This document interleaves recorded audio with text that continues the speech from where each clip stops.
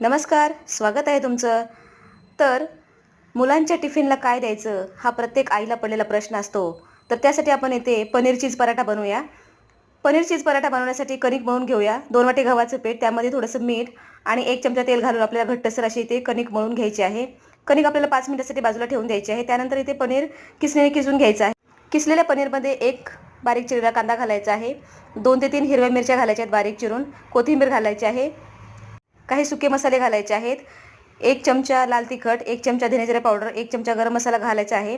चवीनुसार मीठ घालून हलक्या हाताने आपल्याला छान इथे मिक्स करून घ्यायचं आहे. चीज आपल्याला इथे किसणीने किसून घालायचं आहे यामध्ये. चीज घातल्यानंतर छान परत एकदा मिक्स करून घ्यायचं आहे. पिठाचा लहान मोठा गोळा करून त्याची वाटी बनवून घ्यायची आहे. आपण ज्याप्रमाणे पुरणपोळी बनवतो अगदी त्याचप्रमाणे आपल्याला इथे सारण भरून घ्यायचं आहे. पोळपाटावर पराठा लाटून घ्यायचा आहे. तवा गरम झाला की त्यावर तूप किंवा तेल सोडून आपल्याला पराठा खमंग असा भाजून घ्यायचा आहे दोन्ही बाजूने. हा पराठा दह्यासोबत सुद्धा खाऊ शकता. नुसता खाल्ला तरी खूप छान लागतो.